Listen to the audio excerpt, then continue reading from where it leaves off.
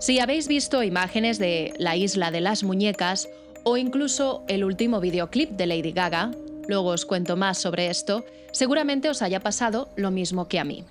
Cuesta apartar la mirada. Está en los canales de Xochimilco, en Ciudad de México. Para llegar hay que ir en trajinera, una barca típica que es muy llamativa por sus colores y las flores con las que se adornan. Mucha gente las alquila para celebrar despedidas o cumpleaños. El entorno es tranquilo, incluso bonito. Tras un paseo en barca y después de más de una hora de navegar, llegas a lo que se supone que es un lugar inquietante, ya que al bajarte y despedirte del señor que te ha llevado hasta este lugar, el entorno inmediatamente se vuelve hostil. Imagínate que te vas adentrando, bajas de la barca y vas viendo cómo hay muñecas colgadas de los árboles. Pero poco a poco se van convirtiendo en cientos y cientos de ellas, allá donde mires, cada una más estropeada que la otra. Son muñecas rotas, viejas, algunas parecen incluso quemadas, cuelgan de los árboles. No están colocadas como un decorado de terror, aunque lo parecen. Están ahí porque alguien las puso una a una. Ese alguien fue Julián Santana Barrera. Julián era agricultor. Se cree que vivía allí solo, prácticamente aislado. Se instaló en esa isla a mediados del siglo XX y pasó allí décadas. Era algo asocial, así que por eso se le veía poco en el pueblo más cercano. Según la historia más repetida, todo empezó cuando apareció el cuerpo de una niña ahogada en uno de los canales y que él mismo encontró, dejándole así marcado para siempre. Poco después, Julián vio cómo una muñeca flotaba en el agua muy cerca de donde había aparecido el cuerpo de la pequeña. Para él aquello no fue casualidad, así que cogió la muñeca y se la llevó a la isla y la dejó colgada a modo ofrenda. Y a partir de ese momento dicen que empezó a recoger muñecas abandonadas. De la basura, de la calle, de donde fuera, a veces la gente incluso se las daba. No importaba si estaban rotas, sucias o incompletas.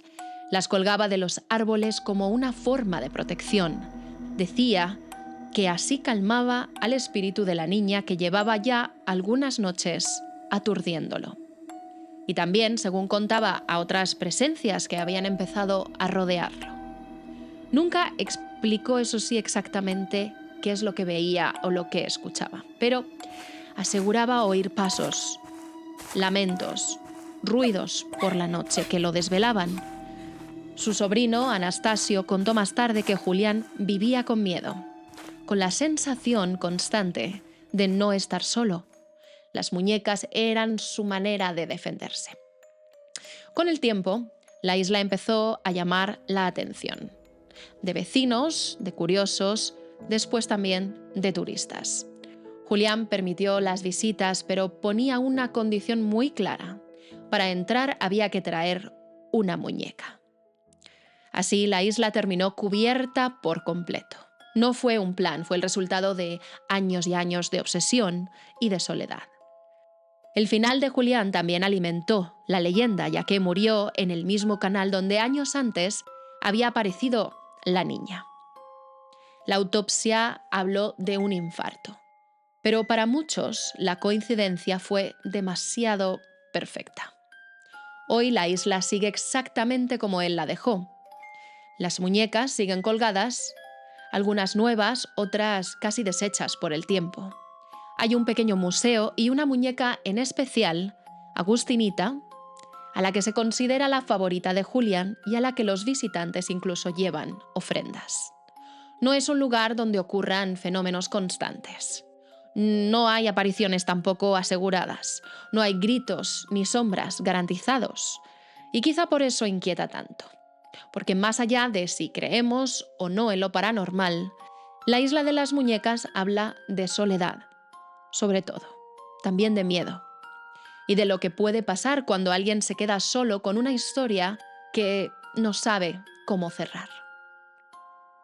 Decidme en comentarios, ¿creéis que este lugar está maldito? ¿Lo habéis visitado? Si después de escuchar más sobre este lugar te interesa visitarlo, debes saber que solo se puede acceder por barca, las llamadas trajineras.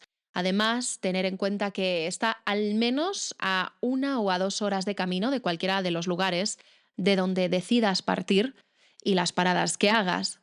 Os lo digo porque antes de llegar a la Isla Real hay algunas zonas donde se han hecho réplicas de la Isla de las Muñecas y bueno, no son más que una versión falsa, no es la auténtica se tarda en llegar.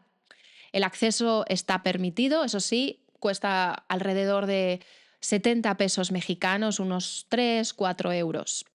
A modo curiosidad, os cuento que el último videoclip del nuevo álbum de Lady Gaga, rodado en su mayoría en blanco y negro, se ha grabado justo allí. Y es que creo que cuando me puse el videoclip en YouTube, en tan solo unos segundos logré identificar pues dónde se había rodado y la verdad me hizo una ilusión enorme. No podía ser otro más que el mismísimo Tim Burton quien ha dirigido este vídeo. Además, recomiendo que le echéis un vistazo porque es increíble si no lo habéis visto ya y refleja muy bien el carácter de incertidumbre que genera este lugar considerado maldito por muchos.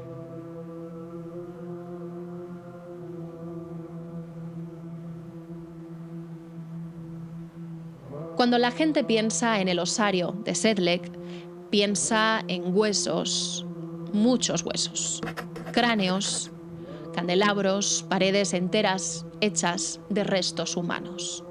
Y casi siempre la reacción es la misma. ¿Por qué alguien haría esto?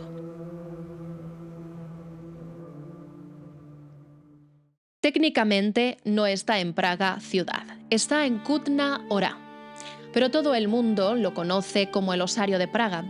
Se suele llegar en tren desde la estación central de Praga y después se puede ir caminando unos 20-25 minutos o se llega en autobús. Su nombre real es el Osario de Sedlec, nombre del lugar donde en realidad está. Y antes de hablar de huesos humanos hay que hablar de algo menos llamativo: un cementerio.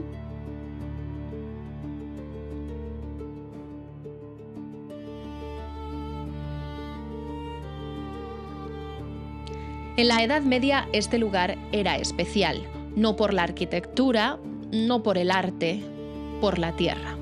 Se creía que el suelo era sagrado, miles de personas querían ser enterradas ahí, cerca de esa iglesia y cerca de Dios. Luego, más adelante, llegaron las epidemias, como por ejemplo la peste, las guerras, y el cementerio colapsó.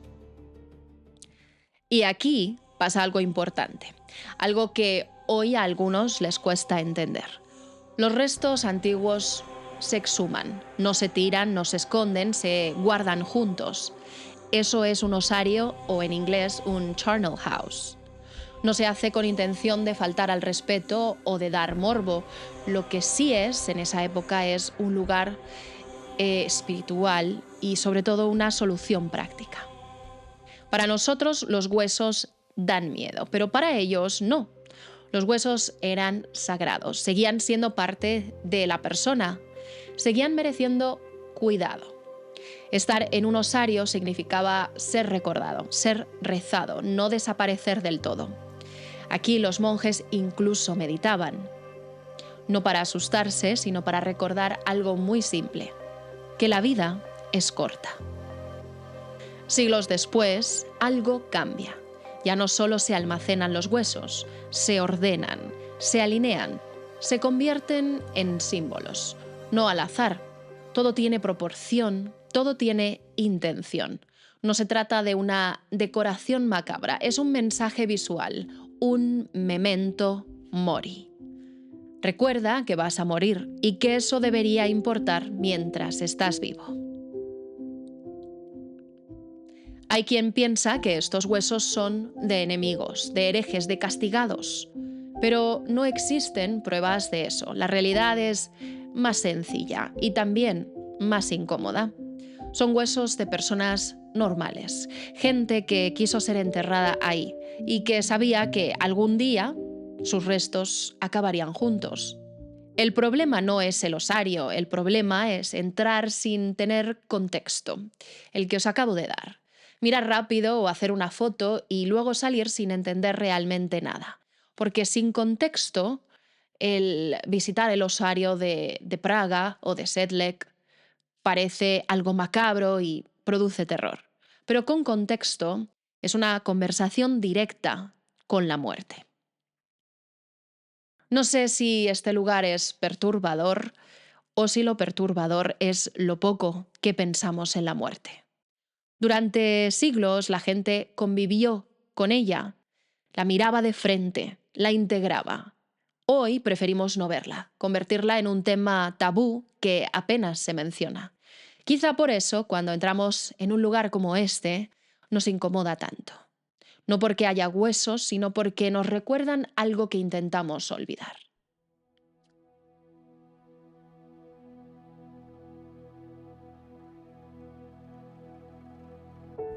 Cuando se menciona este lugar, muchas personas bajan la voz, no por miedo, por respeto.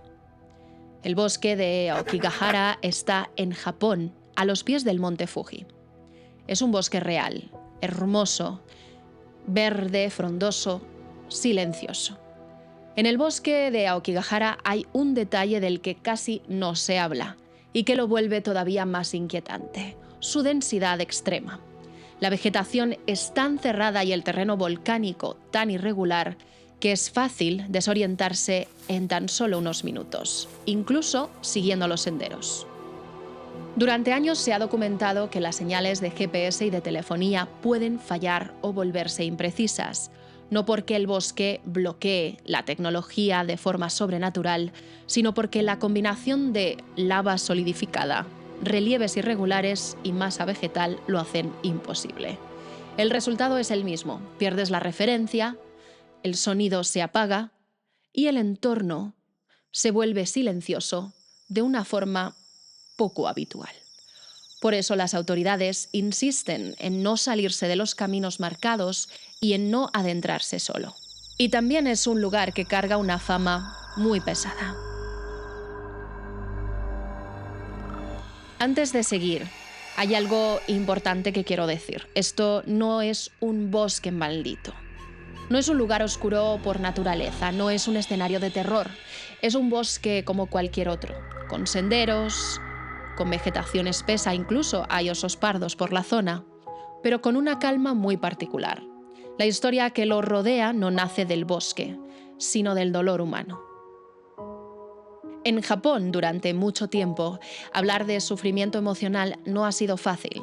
La presión social, el deber, el silencio, todo eso pesa. Algunas personas llegan a este bosque no buscando desaparecer, sino buscando estar solas, pensar, respirar. Y esto es importante. Muchas personas entran y salen también. Dentro del bosque hay señales. No advierten peligro, no asustan, dicen cosas simples. Tu vida es valiosa. Hay personas que se preocupan por ti. Habla con alguien. No están ahí para juzgar, están ahí para acompañar. Eso ya nos dice mucho sobre cómo se entiende este lugar a día de hoy. No todas las historias de Aokigahara terminan en tragedia. Hay personas que llegan con una idea fija, algo macabra, pero se van con otra. Personas que en medio del silencio del bosque recuerdan algo. Un nombre, un rostro, una razón, a veces pequeña, pero suficiente. Este lugar se ha convertido con el tiempo en un símbolo, pero también en un recordatorio, que incluso cuando alguien cree que no hay salida, puede haberla. Que incluso cuando no se ve el sentido puede volver. No de golpe, no mágicamente, paso a paso y lentamente. Aokigahara no habla de muerte, habla de lo frágiles que somos, de lo fácil que es perderse cuando el dolor pesa demasiado y de lo importante que es que alguien esté ahí. Si tú que estás escuchando esto alguna vez te has sentido así, no estás solo. Pedir ayuda no te define, pero sí suele marcar la diferencia. Y así llegamos al final de este recorrido por los que, para mí, son los 3 lugares más malditos del mundo. Desde la densidad inquietante del bosque de Aokigahara, donde perderse es sorprendentemente fácil y las señales de GPS fallan, hasta rincones abandonados y cargados de historias inexplicables en otros lugares del planeta. Cada sitio tiene algo que lo hace único en su oscuridad. Lo que los une no es solo la historia o la leyenda, sino esa sensación de misterio y límites que la razón no siempre puede explicar. Quizá la verdadera pregunta no es por qué estos lugares son considerados malditos, sino qué es lo que nos atrae de ellos, incluso cuando nos pone la piel de gallina. No creo en fantasmas, pero después de investigar sobre estos lugares, no puedo evitar preguntarme si hay cosas que simplemente escapan a nuestra comprensión. Si has llegado hasta aquí, muchas gracias por acompañarme en este episodio. Suscríbete a mi canal de YouTube para apoyarme, es gratis y de verdad es lo que más ayuda. Y sígueme también en Instagram, en mis redes sociales para no perderte nada. Nos vemos la próxima en un nuevo episodio de No creo en fantasmas. Adiós.